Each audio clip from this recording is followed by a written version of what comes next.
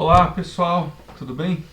Então, vamos voltar, né? Eu tive problemas técnicos na última aula e aí refiz um pouco a organização da aula, coloquei mais algumas informações, então vamos desdobrar essa aula de Direito Constitucional em duas. Falando primeiro um pouco sobre a construção, né, da Constituição Brasileira de 88 e em seguida, agora, a gente vai entrar um pouco em processo legislativo. Como que as leis são feitas no país, né? Vamos recapitular um pouco o que a gente já viu até agora, tá certo? A gente viu, começou falando, né, numa aula de teoria do direito, que o direito é um fenômeno histórico-social e quando a gente diz que o direito é um fenômeno histórico-social, a gente quer dizer que ele é construído pela humanidade, então pela coletividade humana, pelas sociedades, e vai mudando através do tempo. Cada época, então, vai ter o seu direito próprio. Só que o fenômeno jurídico, só se universaliza para o mundo em um sistema específico em que a sociedade se desenvolve e se reproduz. Qual que é o nome desse sistema econômico específico? O nome desse sistema é o capitalismo. É o capitalismo que vai criar as condições materiais necessárias para que a ordem jurídica, ou seja, aquilo que a gente conhece hoje como direito, se universalize. Ou seja, que todas as pessoas sejam reconhecidas enquanto seres humanos, portadores de garantias, portadores de direitos, portadores de deveres, que todos os seres humanos do planeta possam comprar, vender, né? Possam ter a propriedade, tenham direito de um julgamento justo. Então, é essa virada que se dá com o desenvolvimento do capitalismo que a gente reconhece socialmente uma universalização, uma generalização do fenômeno jurídico. Né? Porque antes, na faculdade de Direito, por exemplo, no primeiro ano, a gente tem direito romano. Só que, e de fato, existem várias coisas hoje do direito civil ainda que são baseadas lá atrás no direito romano. E é por isso, inclusive, que o direito brasileiro é cheio de latinismo, né? Ou seja, cheio de palavras em latim, expressões data máxima venia, ad argumentando tantum, enfim, várias expressões. A quo, ad quem. Só que esse direito praticado na Roma Antiga era um direito que não era todo mundo que tinha capacidade de exercer. Só poucas pessoas. Só as pessoas livres. A maioria da sociedade romana que sustentava não tinha nenhum direito. Eram escravos, né? Eram escravos de guerra, eram escravos comercializados, enfim. Um direito aplicável a todas as pessoas só vai nascer com o desenvolvimento do capitalismo, onde todas as pessoas são iguais, podem ir ao mercado, comprar, né? Pelo menos tem essa possibilidade jurídica, todo mundo tem o direito de adquirir propriedade, certo? Do ponto de vista econômico, o capitalismo vai se desenvolvendo a partir já das grandes navegações, mas tem todo um processo colonial que vai acabar, a gente viu um pouco disso, mas vai acabar desenvolvendo os meios de produção, certo? E vai contestar inclusive as estruturas da sociedade até então. A gente viu então, por exemplo, do ponto de vista político, a importância da Revolução Francesa para a construção do direito. Né?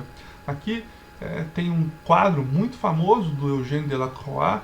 Esse quadro é de 1830. A Revolução Francesa, vamos lembrar, é de 1789, quando o Terceiro Estado, né, Terceiro Estamento, liderado pela burguesia, inclusive, se revolta contra a monarquia absolutista francesa, derruba ela, né, e com um mote de liberdade, igualdade e fraternidade. O nome desse quadro é A Liberdade Guiando o Povo, né? Hoje esse quadro fica exposto no Museu do Louvre, né, em Paris. E aí essa é a representação, digamos, representação gráfica da liberdade, essa mulher levantando essa bandeira tricolor, né, tricolor, representando a liberdade, a igualdade e a fraternidade. A liberdade, então, desse período é uma liberdade contra esse Estado absolutista que pode prender sem motivo, que pode desapropriar sem qualquer motivo, só por seu bem-querer, e que retira sua legitimidade, esses governantes retiram sua legitimidade, teoricamente, de um Deus, né? Ou seja, a Rainha Elizabeth é descendente direta de Deus. O imperador japonês é descendente de Deus. Ou seja, tem toda uma fundamentação religiosa, né? Então, uma coisa que eu, de qualquer forma, a Inglaterra continua, o Reino Unido continua sendo uma monarquia, mas agora é uma monarquia constitucional, ou seja, apesar de ser a representação do povo inglês, né, a rainha não pode tudo, né, não tem esse poder, ela está limitada pela Constituição, né, ou pelo ordenamento jurídico britânico. A mesma coisa o Japão. O poder do imperador não é mais absoluto. Agora ele está restrito a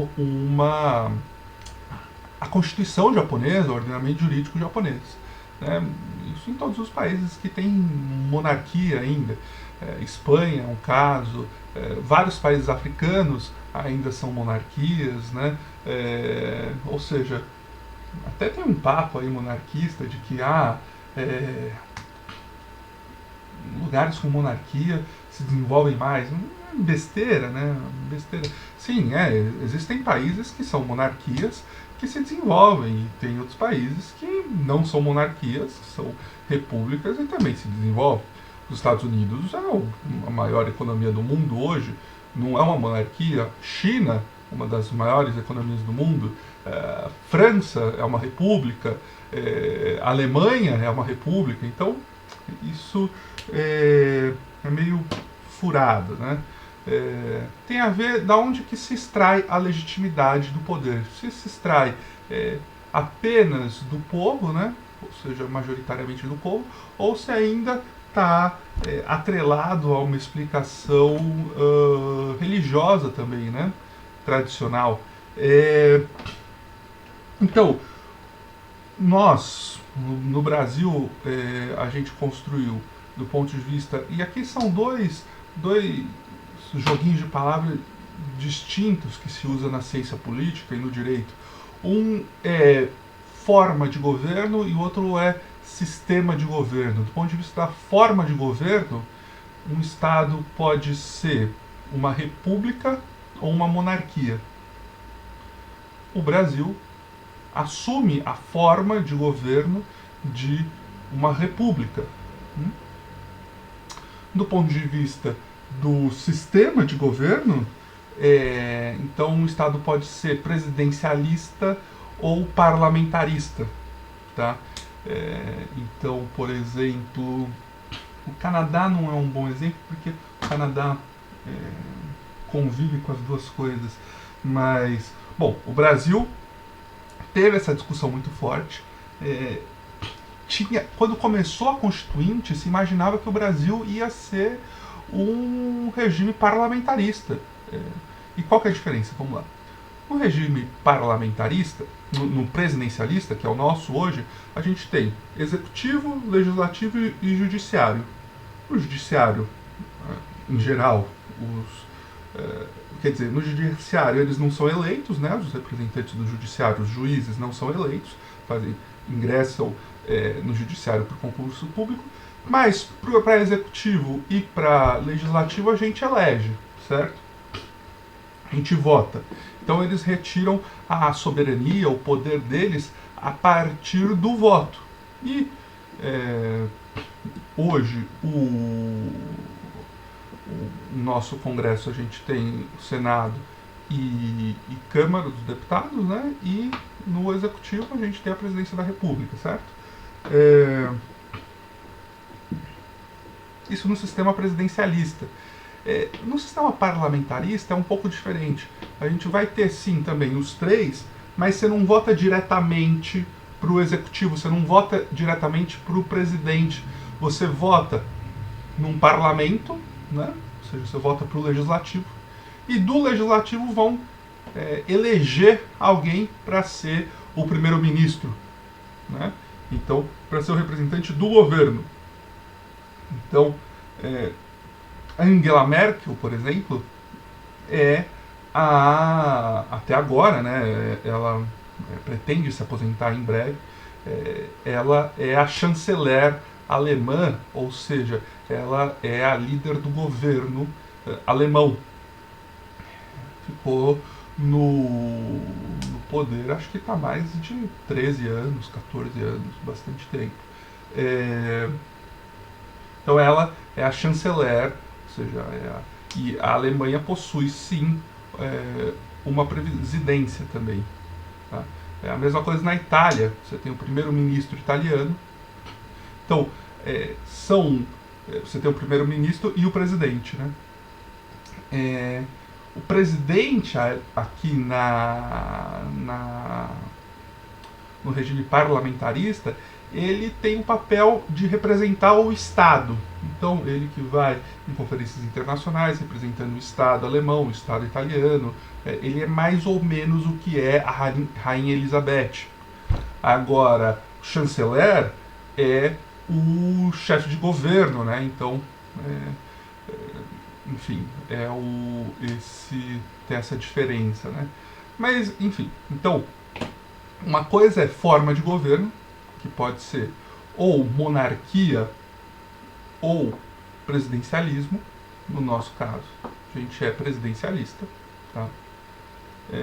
Inclusive, em 93, teve um plebiscito para saber se os brasileiros queriam monarquia ou república, e presidencialismo, monarquia ou república, e presidencialismo ou parlamentarismo. Os brasileiros escolheram que preferem uma república presidencialista. Mudaria muito se fosse... Bom, se fosse uma monarquia, muitas coisas iriam mudar. A gente teria que sustentar uma família real, enfim. Não tem muita lógica a monarquia no Brasil. Mas se fosse parlamentarismo, muita coisa iria mudar do ponto de vista das formas. Mas talvez não teria grande alteração de como o Brasil funciona, porque um sistema presidencialista republicano como é o nosso, a gente tem de alguma forma a gente tem o que a gente vota, né? O Brasil está com muito problema, sempre esteve com problemas, mas passa por um momento complicadíssimo, mas é um pouco fruto das nossas escolhas. Né? Então, a gente paga por isso. Né? Mas, retornando então um pouco aos direitos humanos que a gente estava falando, a gente tem então na Revolução Francesa um marco político para essas alterações, essas conformações políticas novas, mais democráticas, né, de universalização dos direitos. É quando surge um pouco a ideia de Estado moderno. A gente tem, em 1789, o ano da Revolução Francesa, os revolucionários franceses fazem, então, numa Assembleia Nacional Constituinte, uma declaração dos direitos do homem e do cidadão. Ou seja, declaração dos direitos do homem e do cidadão. Ou seja, todo mundo, toda a humanidade, possui tais direitos, né? direito a ter um julgamento digno, não ser a um julgamento justo, não ser preso arbitrariamente, direito a poder comprar e vender sem depender de uma pessoa mais poderosa. Né? São direitos a escolher os seus próprios representantes e também a exigir prestação de contas desses representantes. Então, são sobretudo os direitos que se chamam liberdades públicas, né? Ou seja, direitos contra o Estado, contra aquele Estado absolutista que eles estavam vivendo, né? Que eles derrubaram. Então falam, não, a sociedade precisa sim de um governo, e esse governo tem que ser eleito por nós, pelo povo, e controlado por nós. Né? Então são direitos negativos, digamos assim. E muito que bem, a história ocidental vai se desenvolvendo nesse sistema, os países vão se desenvolvendo, a indústria vai se desenvolvendo, e quanto mais tecnologia parece que a gente tem, mais miséria parece que a gente passa a ter. As indústrias estão cada vez mais poderosas e as pessoas estão sendo obrigadas a saírem do campo e ir em direção para as cidades, e nas cidades trabalhar jornadas absolutamente exaustivas. Crianças trabalhando, mulheres grávidas trabalhando em serviços pesados por 12, 13, 14, 15, 16, 17, 18 horas. Pauperização, miséria, é isso que a gente vê. Então, a gente passa a ter movimentos populares muito fortes, porque, de um lado, o desenvolvimento tecnológico está acontecendo, as coisas estão progredindo, só que, do outro lado, parece que a máquina está escravizando o homem. Né? Parece que as pessoas estão trabalhando mais. Pô, mas se está desenvolvendo tecnologia, por que eu estou trabalhando mais? E cada vez mais, uma vida cada vez mais miserável, uma vida pior. Nesse momento, então, do outro... Bom, a gente vai ter uma pequena parte da elite que essa sim, essa está desfrutando maravilhas, tá? Acumulando riqueza como nunca, gastando dinheiro mais do que aquelas monarquias absolutistas gastavam, e ficando cada vez mais ricos, né? Essa elite burguesa por quê? Porque descende daqueles comerciantes que ficavam nos burgos, né? Então, essa burguesia passa a acumular e acumular cada vez mais dinheiro, enquanto que os trabalhadores industriais passam a ser cada vez mais explorados. E diante da exploração, quando você trabalha até morrer e não consegue colocar comida no prato para a criança, quando você vê os seus filhos morrendo de desnutrição, o que você faz? Não só você, mas imagina, tá todo mundo ali, todos os seus companheiros que você convive ali 12, 14 horas por dia, não conseguindo colocar comida no prato, o que você faz? Quebra tudo. Quebra tudo. Então a gente passa a ter movimentos de trabalhadores que se organizam e no começo eles passam a se revoltar contra a máquina. Por exemplo, o caso do ludismo na Inglaterra. Os caras vão para destruir as máquinas, porque o problema está nas máquinas, segundo eles. E aí vai se desenvolvendo uma consciência dos trabalhadores, discutindo quais são os problemas, e passam a exigir respostas dos governos. É a ascensão do movimento comunista, é a ascensão do movimento socialista, é a ascensão do movimento anarquista. Vamos lembrar que o Manifesto do Partido Comunista, de Marx e Engels, é de 1848. Tá? Então, você vai ter em toda a Europa Ocidental aquilo que eles chamam de Primavera dos Povos. A revolta por por essas liberdades, mas também uma revolta por melhores condições de vida, né? Isso vai acontecendo por todo o século XIX. Século XIX, né? De 1801 até 1900. Por todo o século XIX. E ingressa também no século XX, porque as tecnologias vão se desenvolvendo, só que a população não vai vivendo melhor, vai vivendo cada vez pior as condições de vida. E, enfim, uma das vertentes mais importantes dos movimentos de trabalhadores é o comunismo. E qual que é o problema do comunismo para quem está no poder, para essa burguesia que acumulou? Porque o comunismo está ameaçando a propriedade privada. Os comunistas querem tomar os meios de produção. Os comunistas querem tirar o patrão. Falar, olha, nós que somos os trabalhadores estamos, a gente que produz tudo. Por que a gente precisa de um patrão? Por que um patrão vai ficar com todo o lucro? Né? Todo o esforço, todo o suor é nosso, dos trabalhadores.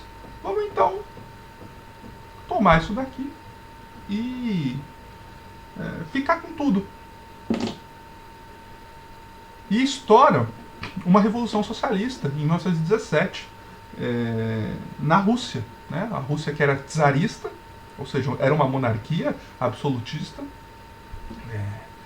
está embebida e totalmente endividada na Primeira Guerra Mundial. E então, diante ali da miséria do povo russo, os trabalhadores acabam se rebelando e derrubando o czar, fazendo a Revolução de Outubro, né? A Revolução Russa. E isso se torna uma ameaça para toda a Europa. A burguesia europeia passa a enxergar no comunismo uma grande ameaça para os seus próprios interesses. Tá? É nesse momento, então, que para não perder os dedos, ou seja, para não perder suas fábricas, seu capital, não perder suas grandes propriedades, seus latifúndios, o direito vai se conformando para conceder alguns direitos. O ordenamento jurídico de cada país vai se conformando para conceder alguns direitos para os trabalhadores, para eles darem uma maneirada. Na revolta.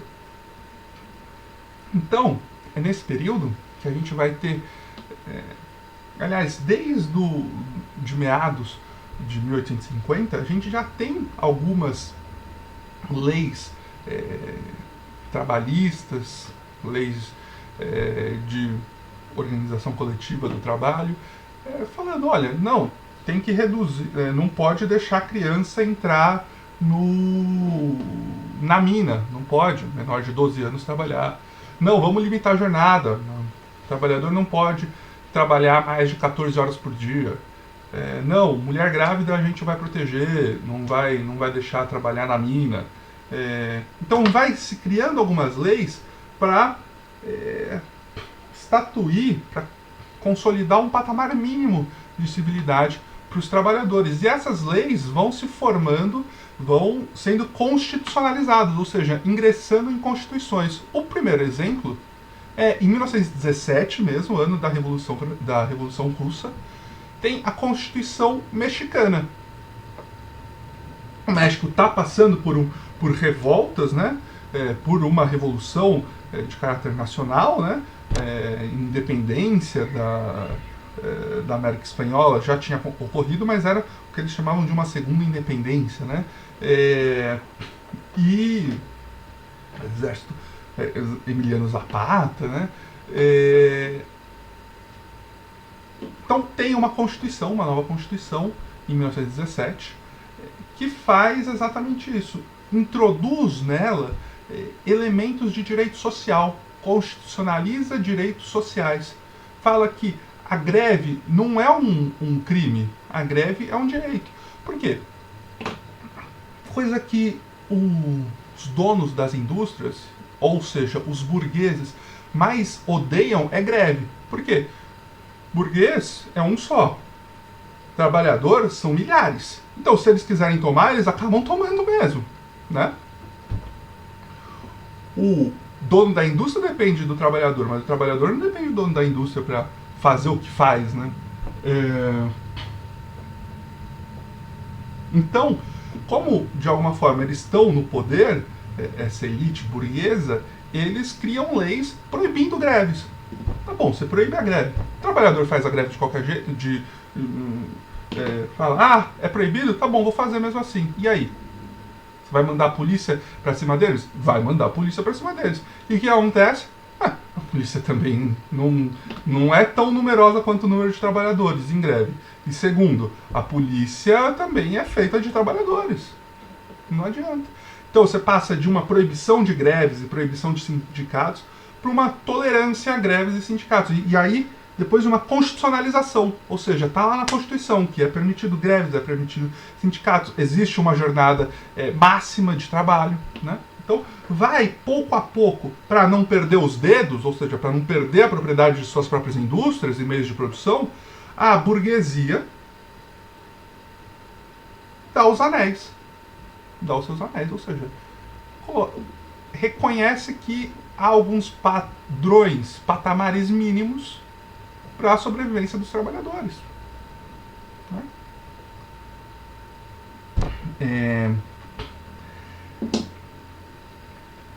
Nesse momento, então, a gente tem uma luta. Sim, na Revolução Francesa a gente tinha aquela luta de igualdade, liberdade, fraternidade. A liberdade era meramente contratual, ou seja, liberdade para contratar e ser contratado. E a igualdade era meramente formal, todos são iguais perante a lei. Nesse segundo momento, essa segunda dimensão dos direitos fundamentais, ou dos direitos humanos, elas têm então um caráter de direitos positivos, ou seja, prestações que o Estado deve fazer, por exemplo, assistência social para os miseráveis, licença maternidade para as mulheres, seguro-desemprego. Esses então são os direitos de segunda dimensão, são os direitos sociais e econômicos. E a primeira coisa que a gente falou é que o direito é um fenômeno histórico-social. Conforme então vai mudando o tempo, vai variando o tempo, as necessidades do homem de cada sociedade também vão mudando. Então, se as necessidades daquela sociedade em que estava transitando do feudalismo para o capitalismo era contra um monarca absolutista, se passa a ser as necessidades contra a miséria, né? Contra uma tirania dentro das fábricas, né? Contra a pobreza em geral. Depois da queda do Muro de Berlim, do fim, digamos assim, do socialismo real, da União Soviética, Berlim Oriental, a gente vai percebendo que novas necessidades também são necessárias. Não que as antigas estivessem preenchidas, não, elas continuam lá sendo exigidas e tal, mas a sociedade também precisa de novas coisas. Daí e passa a ter novas preocupações, como por exemplo o meio ambiente, né? Então a gente tem Rio 92, a Eco 92, a gente começa a perceber que se a gente não cuidar do planeta Terra, não vai ter mais humanidade. Direito do consumidor também são novas preocupações que vão surgindo, né?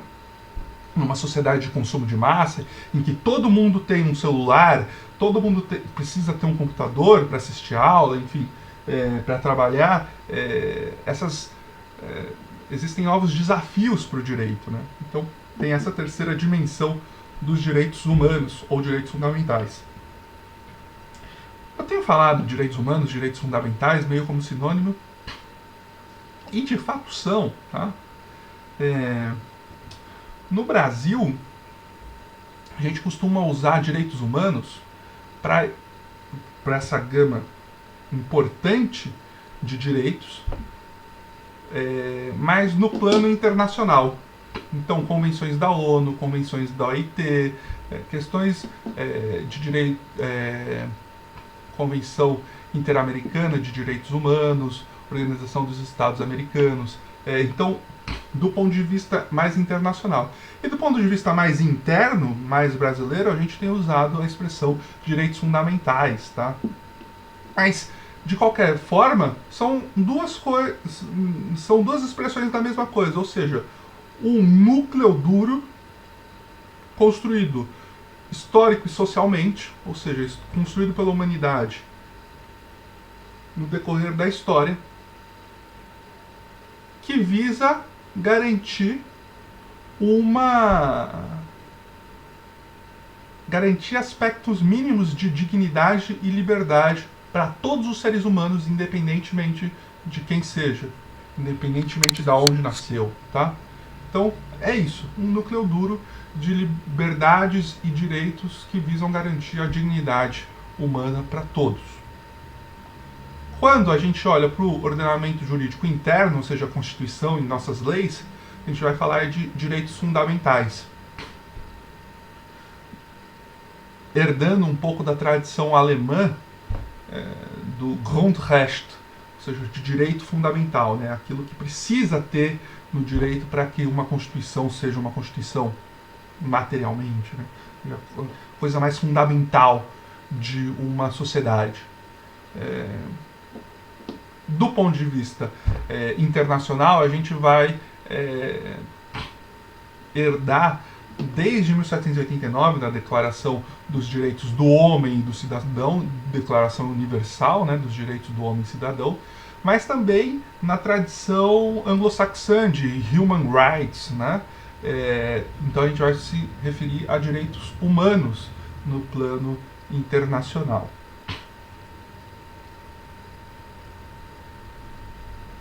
Isso aí.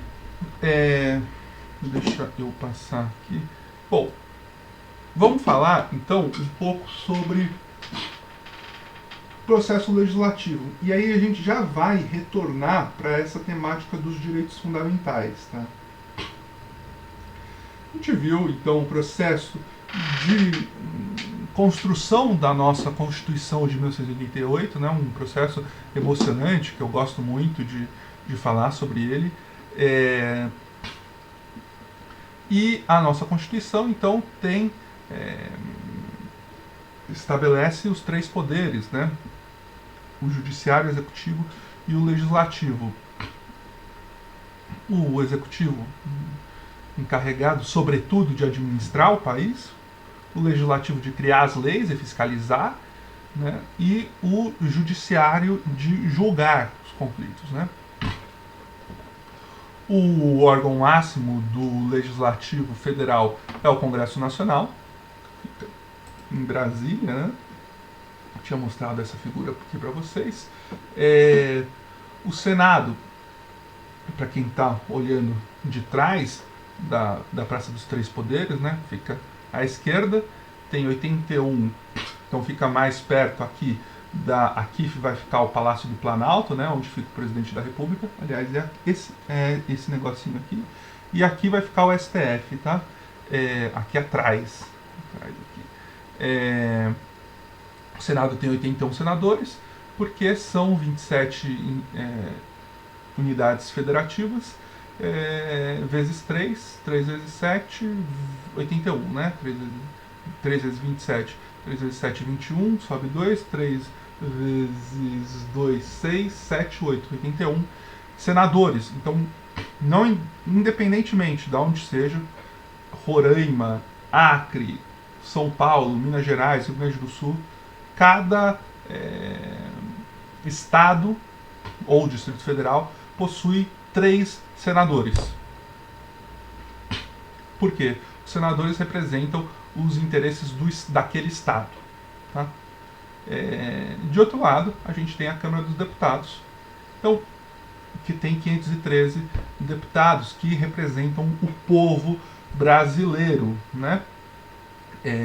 Cada estado vai ter um número de deputados, vai ter direito a um número de deputados com base na pesquisa do IBGE.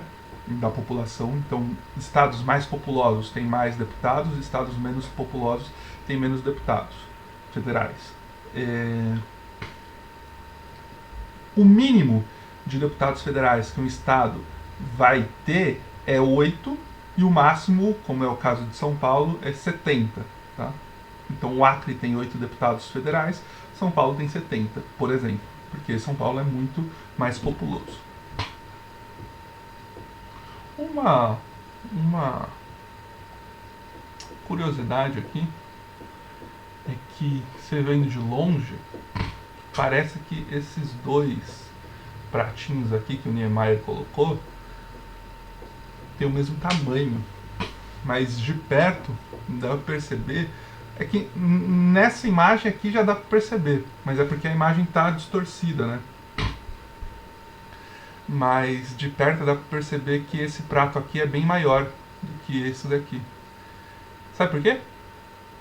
Bom, tem várias curiosidades aqui. A primeira curiosidade é que o Niemeyer colocou as duas torres aqui, que é onde funcionam os gabinetes, né, mais perto do Senado, porque se você ver de longe, reto, né, aí fica parecendo que são do mesmo tamanho. A segunda curiosidade é que isso daqui, a cúpula do Senado, você, quando entra no Senado, você consegue ver a cúpula. Os deputados não, né, porque fica aqui embaixo, né. Tem uma piada que por que um é para baixo e outro é para cima, que se conta em Brasília? É que na Câmara dos Deputados o pessoal põe fogo e no Senado eles abafam. Enfim. Mas é isso. Agora vocês conhecem, quem ainda não foi para Brasília, espera a pandemia passar, mas visite, é um lugar bem interessante, vocês vão lembrar das aulas. Aqui fica, então, atrás, fica a Praça dos Três Poderes. No projeto original, atrás, na Praça dos Três Poderes, daria para enxergar, teriam vitrais, que ainda tem os vitrais, daria para enxergar dentro, mas não dá para enxergar dentro porque fizeram um anexo ali, pediram até a autorização do Niemeyer, ele deu, precisaram fazer um anexo porque precisava de mais espaço e tal, enfim, e aí não dá para ver dentro, mas dá para ver de alguma forma dentro do Palácio do Planalto, né, que fica a Presidência da República, e dá para ver também o pleno do STF, né, do Supremo Tribunal Federal. Essa daqui então é a Praça dos Três Poderes. O presidente do Senado hoje é um senador do estado de Minas Gerais, é um senador do DEM, o Partido Democratas, né? O nome dele é Rodrigo Pacheco, senador Rodrigo Pacheco, do estado de Minas Gerais, do DEM de Minas. Ele assumiu esse ano, ganhou a eleição esse ano. Antes dele era um senador também do DEM, só que do Amapá, chamado Davi Alcolumbre. Tá?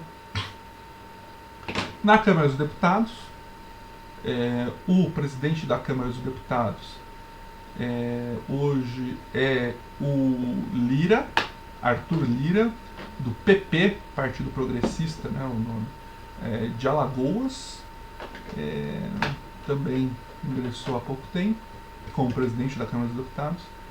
Antes dele era o Rodrigo Maia, do DEM do Rio de Janeiro. Tá? Sem nenhum...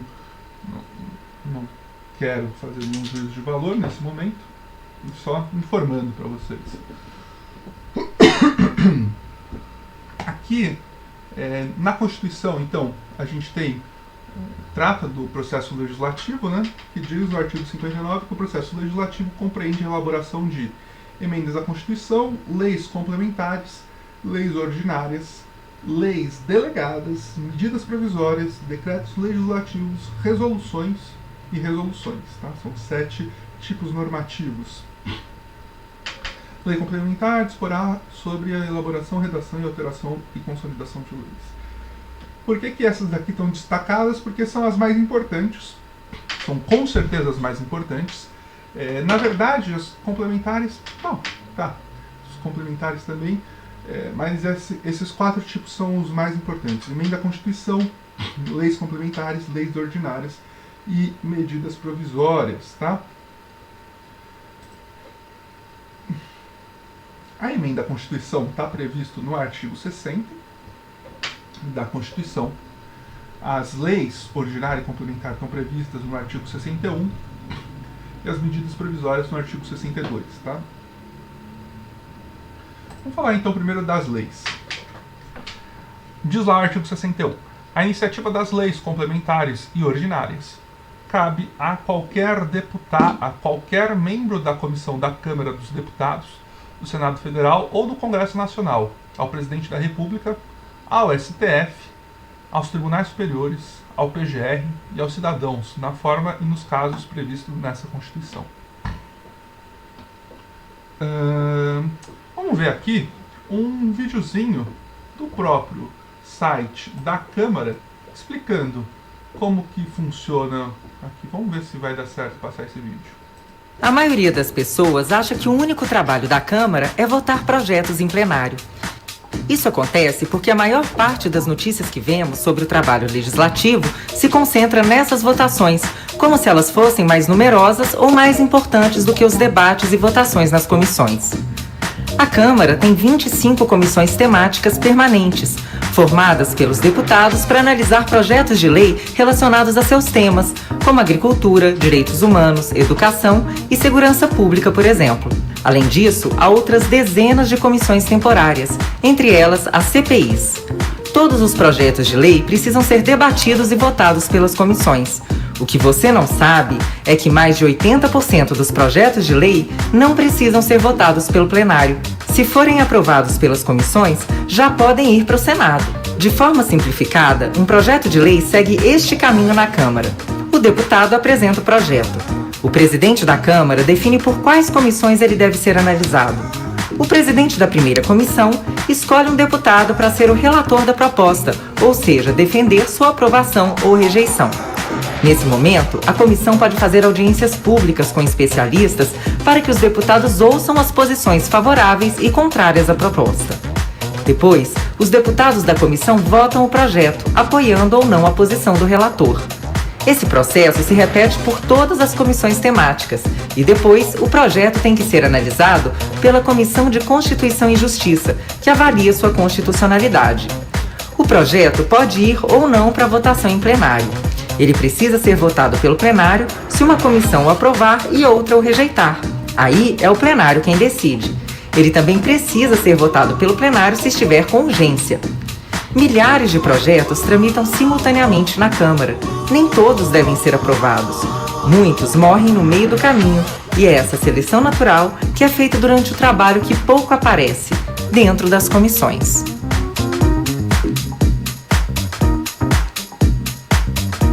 Bacana. Tá aí então o vídeo da Câmara dos Deputados explicando um pouco do funcionamento das comissões.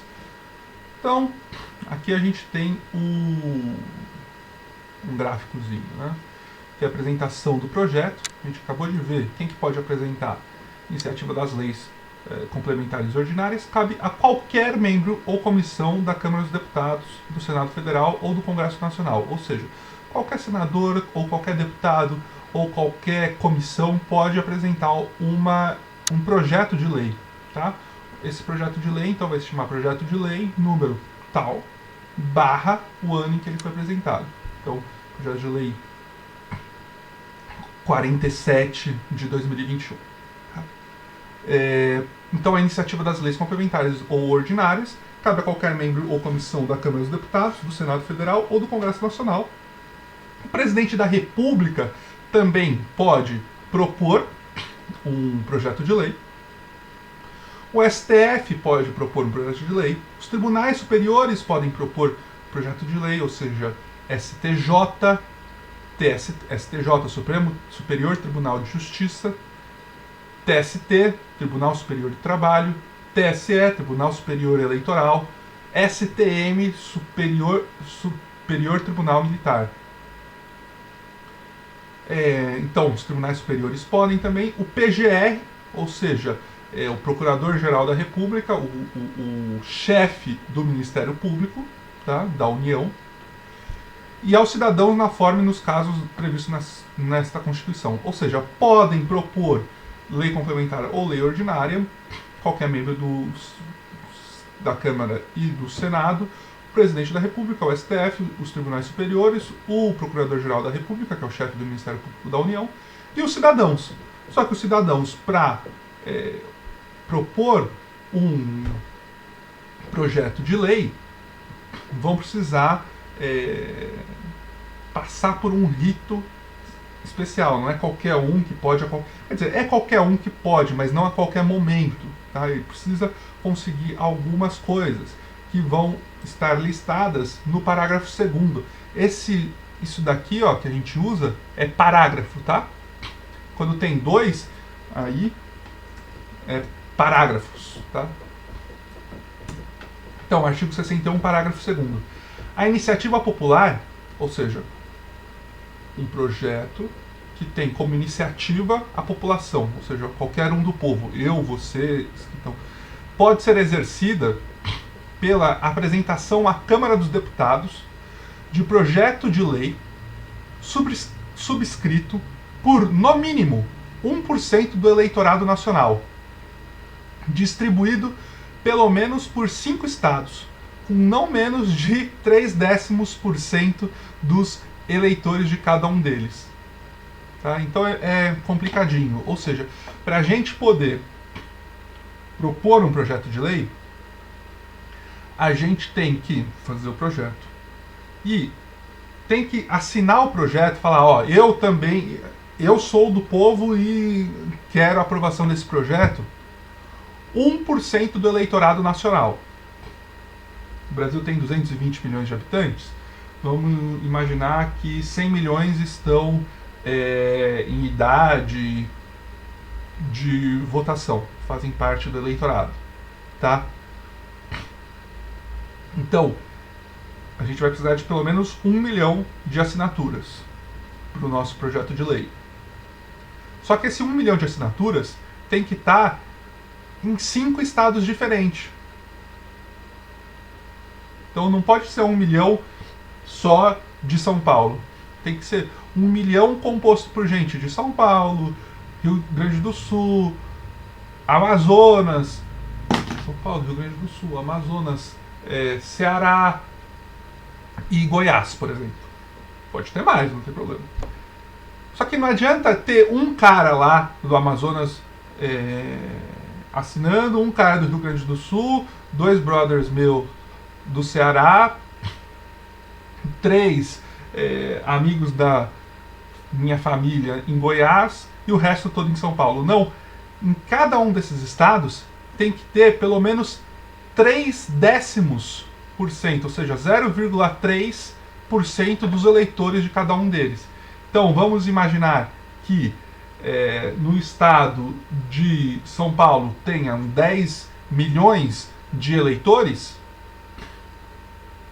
então 0,3% precisa aprovar esse projeto.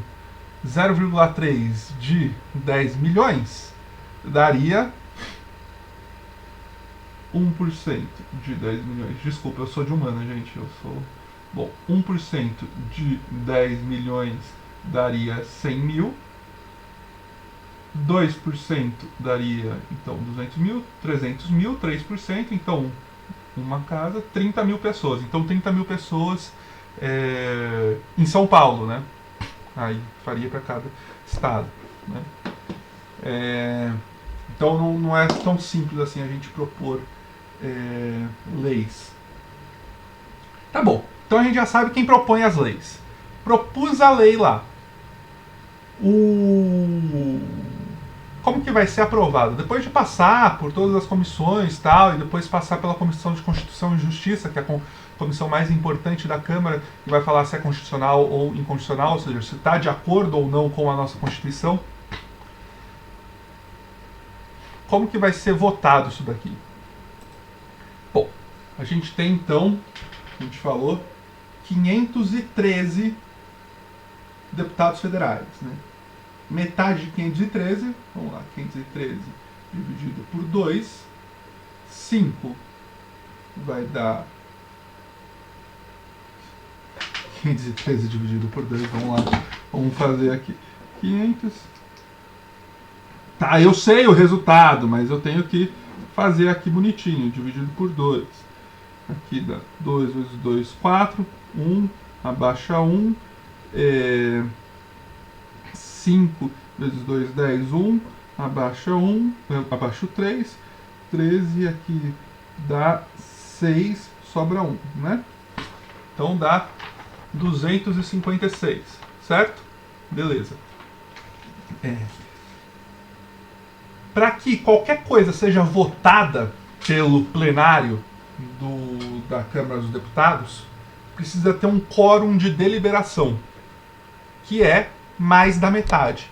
Se a metade é 256,5, para votar qualquer coisa, votar qualquer matéria, qualquer lei, precisa de 257 deputados federais. O Senado tem 81. 81 é mais fácil, né? Metade de 80 é 40, metade de 81 é 40,5. Ou seja, para votar qualquer coisa no Senado, precisa de 41 senadores. Então, sem isso a gente não consegue votar nada. Tá? Então, vou imaginar que a gente tem lá 257 deputados federais no plenário. E já tenha passado o nosso projeto de lei lá. Se a Constituição fala que algumas matérias, por exemplo, direito tributário, por exemplo, direito societário, algumas matérias específicas precisam... organização do Poder Judiciário, organização do Ministério Público. Essas matérias, elas precisam, para a Constituição, de um quórum, eles precisam de uma quantidade de votos diferenciada. A Constituição, então, enumera algumas matérias muito específicas para falar, olha, direito eleitoral. Para falar sobre direito eleitoral, não basta ter qualquer maioria. Eu preciso de uma maioria específica, uma maioria qualificada. Tá? Isso para a lei complementar. Para as outras matérias, lei ordinária. Só uma maioria simples. Então, tem 250, estão lá presentes no dia da votação, 257 deputados para votar 2 projetos de lei. Um sobre horas extras, direito do trabalho, e o outro sobre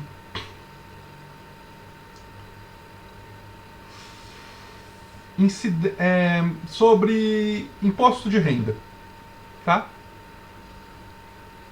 Chegou lá na Câmara dos Deputados, tem 257 presentes. Posso votar? Bom, metade é 256,5, tá? A maioria absoluta dos membros, pode-se votar.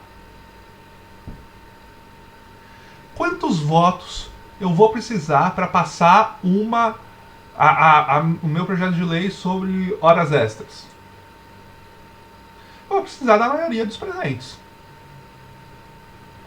257, então 257, que é o número de presentes, dividido por 2, dá 1, 0, 2, 1, 7, 17 dividido por 2, dá 8, 1, 0, 128,5. Ou seja, a maioria dos presentes é 129 deputados federais.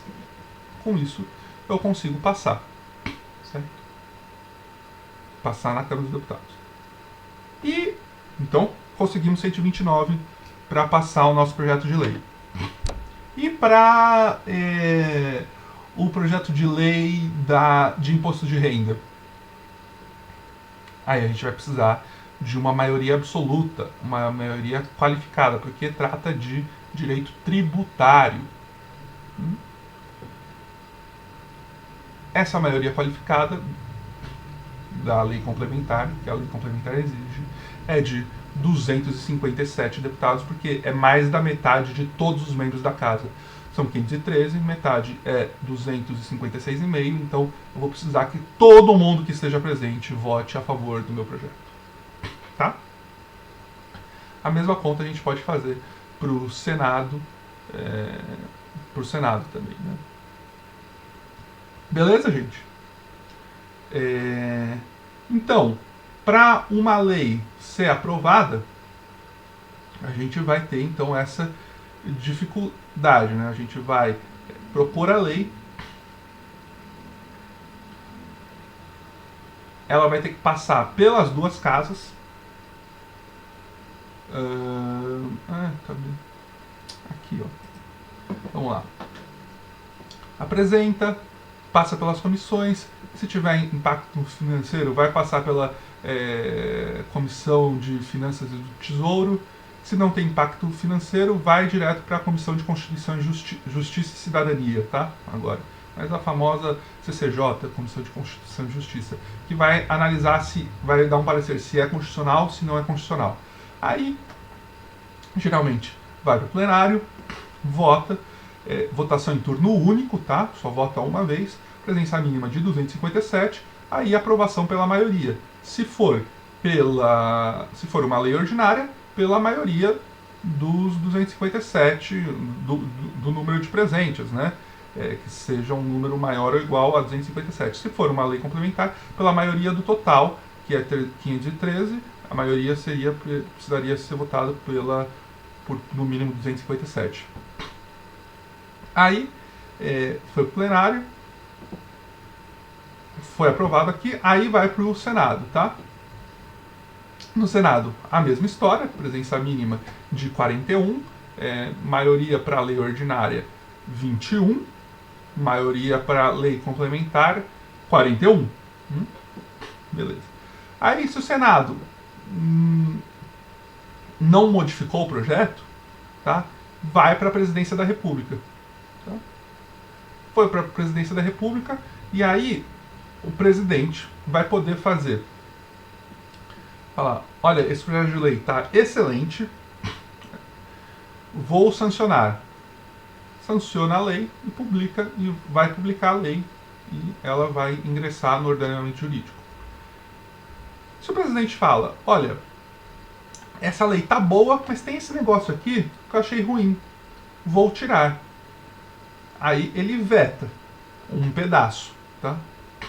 Se ele veta um pedaço, vetar é falar, não, isso daqui não pode. Então, a parte que ele não vetou entra no ordenamento jurídico. A parte que ele vetou volta para o Legislativo, para o Congresso Nacional, que vai votar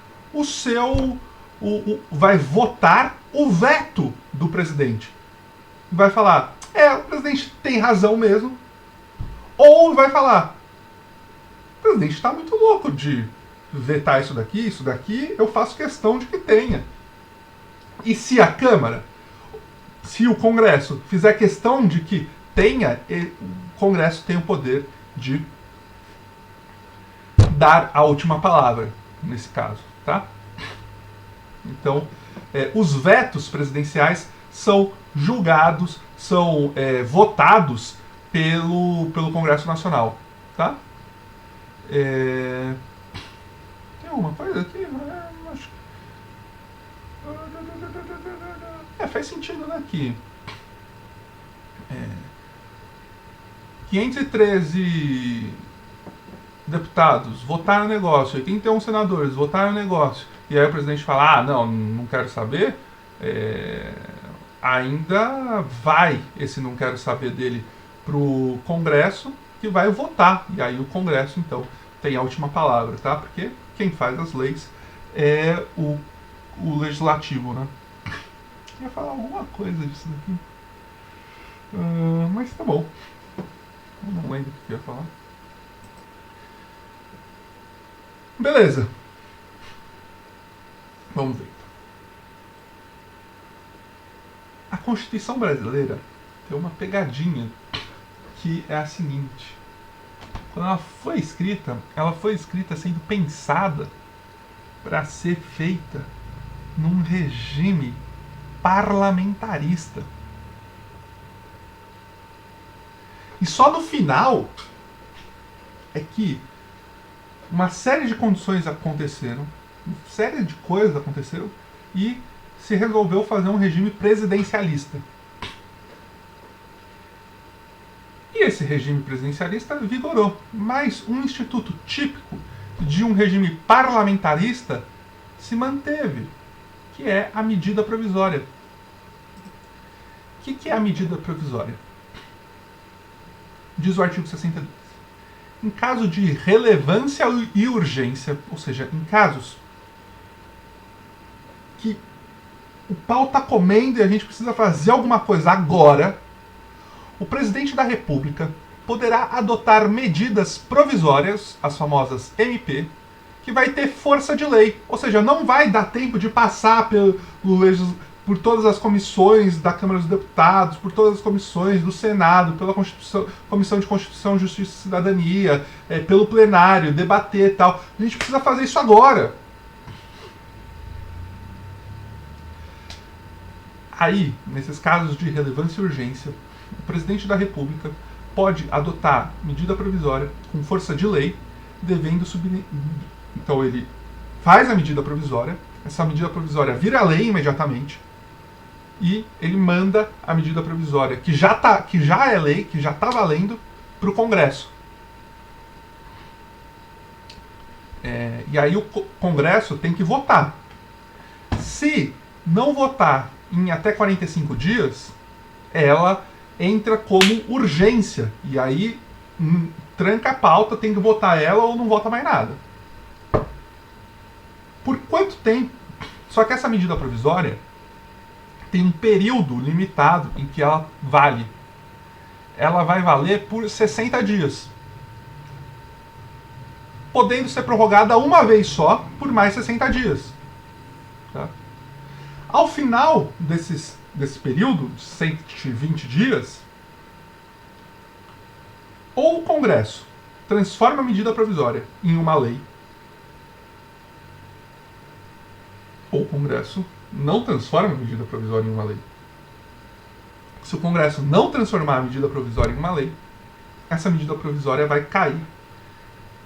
E o Congresso vai fazer uma norma falando quais serão os efeitos que aqueles atos jurídicos que foram praticados durante a vigência da medida provisória vão ter. Qual que é o problema disso? O problema disso é que, não disso, o problema das medidas provisórias é que o sistema brasileiro ele é feito para o diálogo entre os poderes, para a construção de maioria. Então, sempre que o Collor teve problema de construir maioria, ele utilizou medida provisória e governou, independentemente do caso ser de relevância ou urgência. Sempre que o Fernando Henrique Cardoso, e aí foi uma explosão, com o Fernando Henrique Cardoso, o Collor já fazia um pouquinho, mas com o Fernando Henrique Cardoso foi uma explosão. Teve uma hora que ele não tinha o apoio da maioria do Congresso, mas ele tinha o presidente da Câmara, era um amigo dele. O presidente da Câmara, à época do Fernando Henrique, se chamava Michel Temer. O Fernando Henrique, por muito tempo, governou por meio de medida provisória. E dá-lhe medida provisória. O Lula, quando foi presidente, sempre que via que não ia conseguir passar alguma coisa que ele achava que era importante, tacava a medida provisória. A Dilma metia medida provisória. O Temer, quando virou presidente e não conseguia passar o que ele queria, tacava a medida provisória. E o Bolsonaro, agora que é presidente, quando não consegue passar o que quer, taca a medida provisória. E, geralmente, as medidas provisórias de todos esses presidentes que eu falei, todos, não têm essa característica de relevância e urgência exigida pela Constituição. Só que nesse caso o STF interpreta que não é papel dele verificar as condições de relevância e urgência. Isso cada presidente sente no fundo do seu coraçãozinho, se é relevante e se é urgente. Se ele acha que é relevante e urgente, então é relevante e urgente. Basicamente é isso que o STF fala, tá? Então, é um instituto feito para momentos importantes e deve ser valorizado, mas valorizar a medida provisória não é achar que ela é ótima e tem que ser popularizada. Não, a medida provisória é para caso de relevância e urgência. Tá? Todos os presidentes republicanos do Brasil, com uma explosão no FHC, e essa explosão de utilização de medidas provisórias no FHC se manteve com Lula, Dilma, Temer e Bolsonaro. Tá? Então, é um problema da democracia brasileira hoje essa utilização indiscriminada de medida provisória. Tá? A última espécie normativa que a gente vai falar é a mais importante. Veja, a gente falou sobre hierarquia normativa. Ou seja, aquela ideia lá do Hans Kelsen, que ele nunca escreveu sobre pirâmide, mas ele fala sobre hierarquia normativa, que cada norma... uma coisa importante, aqui também. Cada norma, então, retira o seu fundamento de validade de uma norma hierarquicamente superior. E qual que é a norma principal do Brasil? A Constituição brasileira. Um regulamento da Receita Federal retira seu fundamento de validade de uma lei que permite que a Receita Federal faça regulamentos para regular o imposto de renda, que por sua vez retira seu fundamento de validade do Código Tributário Nacional, que por sua vez retira seu fundamento de validade da Constituição. Tá? Então, a lei das leis, a lei máxima do Brasil é a Constituição Federal. Tá? Lei ordinária e lei complementar, a gente viu qual que é a diferença. São os quórums necessários para aprovação. A lei complementar exige um quórum qualificado. Ou seja, é mais difícil aprovar uma lei complementar do que aprovar uma lei ordinária. Só que elas têm peso hierárquico igual. Uma não vale mais que a outra, por ser uma complementar e a outra ordinária. Elas só tratam de temas diferentes, tá? A principal norma brasileira é, então, a Constituição.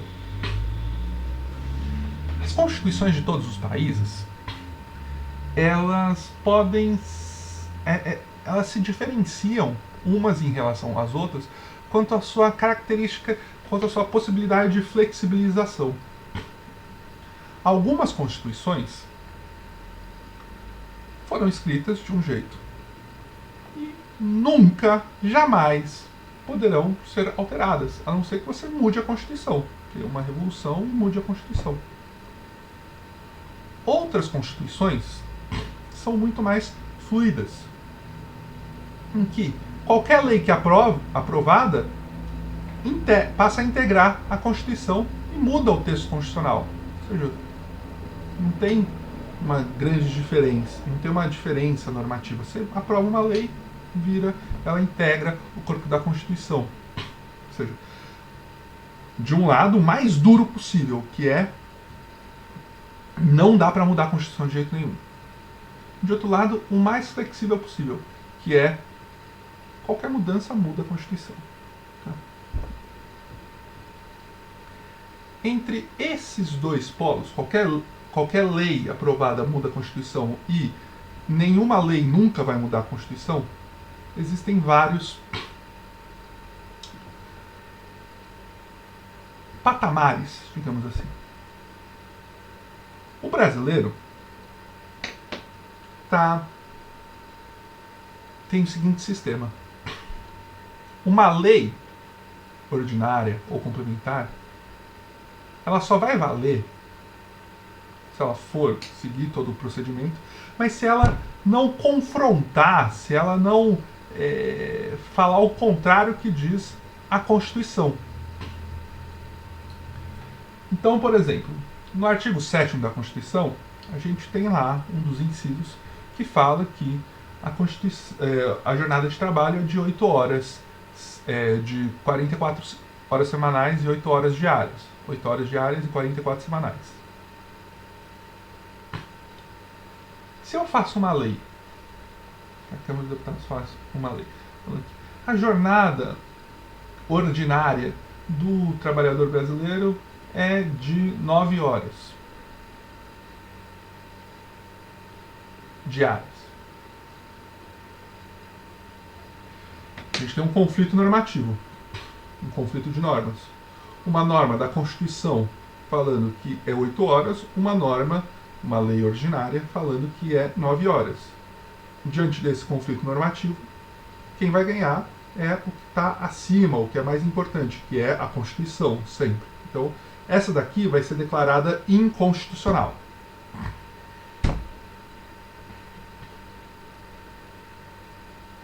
Agora, veja bem.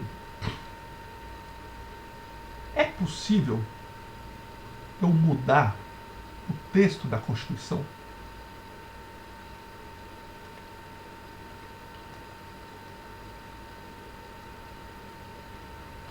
Está lá falando que a jornada de trabalho é de 8 horas diárias e 44 semanais. 44 dividido por 5 dias da semana dá 7, dá 8 e alguma coisa, certo? Será que eu posso mudar a Constituição para que ela mude o seu texto e ao invés de falar que o trabalhador brasileiro tem jornada de 8 horas diárias e 44 semanais, ela fale que o trabalhador brasileiro tem jornada máxima de 8 horas diárias e 40 semanais?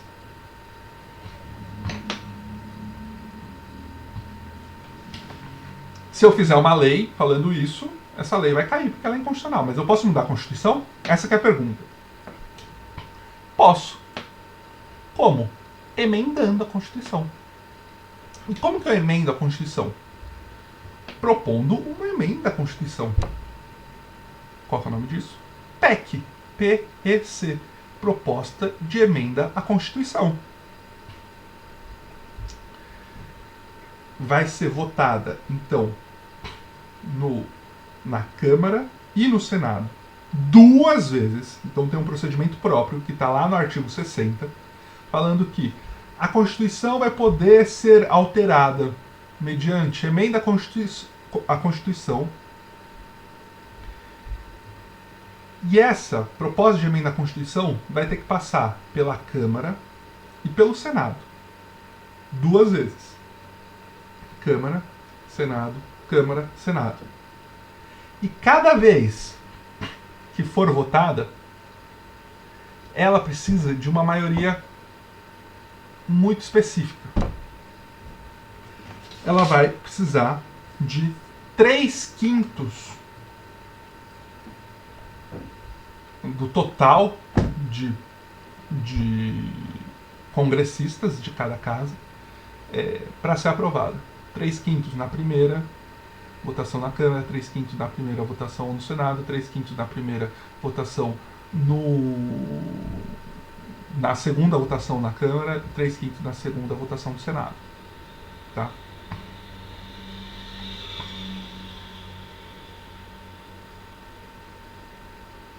E, por ser um processo tão mais difícil, não sofre veto presidencial. O presidente não tem o que fazer se muda a Constituição. em determinado momento, eu trabalhava em Brasília, quer dizer, eu trabalhava em São Paulo, mas passava muitas semanas em Brasília, né? Quase toda semana eu ia para Brasília para acompanhar os trabalhos na Câmara dos Deputados. E era 2015, a Dilma era presidenta, estava brigando com Eduardo Cunha e o Centrão ali, o pessoal do Eduardo Cunha não queria que a Dilma nomeasse 2 ministros do STF que iriam se aposentar. Sabe o que eles fizeram? Porque o artigo 101 da Constituição fala que para ser ministro do STF você tem que ter mais de 35 anos, menos de 60 ou 65, agora não sei ao certo, tem que ter notável saber jurídico, reputação ilibada, né? E que aos 70 anos o ministro do STF se aposenta compulsoriamente. Completou 70 anos, se aposenta compulsoriamente. 2 ministros iam se aposentar compulsoriamente e propôs-se então uma PEC, uma proposta de emenda à Constituição, que era chamada PEC da Bengala, que era simplesmente para impedir que a Dilma indicasse esses 2 ministros do STF, aumentando de 70 para 75 anos a idade de aposentadoria compulsória. Claro que a Dilma não queria isso, mas foi aprovada 2 vezes nas 2 casas, na Câmara e no Senado, por uma votação de mais de 3/5. Então, mudaram a Constituição só para isso. Tá? Enfim. Só que, lembra aquela conversa lá no começo da gente sobre direitos humanos e direitos fundamentais? Human Rights e Grundrecht. Lembra que eu falei que os direitos fundamentais é uma construção dos justpublicistas, ou seja, o pessoal que estava pensando no direito público na Alemanha, se perguntando o que faz, qual que é a matéria que tem que ter numa Constituição que não pode ser violada, que não pode mudar, que toda a Constituição tem que ter, senão não vai ser uma Constituição? Isso são os direitos fundamentais, né? Direitos humanos também, direitos fundamentais. Na nossa Constituição, no artigo 60, vai falar como que você faz uma emenda à Constituição. Só que aí ele fala de coisas que são da Constituição, mas que nem por emenda constitucional vai mudar. Coisas que você pode juntar quantos votos você quiser na Câmara e no Senado, que não vai mudar. Que essa Constituição não permite alterar. Até permite alguma alteração, desde que não seja para extinguir, num caso específico. Tá? Mas que isso daqui não muda. Não muda. Qual que é o nome disso? O nome disso é cláusulas pétreas. O que é uma cláusula pétrea? Pétreo. Pedra. Aquilo que é duro como uma pedra. É o núcleo duro da nossa Constituição. As cláusulas pétreas que nem por emenda constitucional dá para mudar. Artigo 60, parágrafo 4º. A Constituição poderá ser emendada mediante proposta, aí vai falar tudo, né? Aí parágrafo 4º.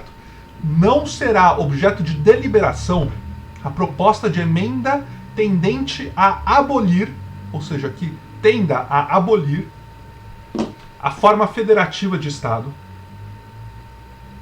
Ou seja, o Brasil é uma federação, não é um Estado unitário. É uma federação que tem governos de cada estado. É uma federação dividida em estados e cada estado tem o seu governo. Cada estado é composto de municípios.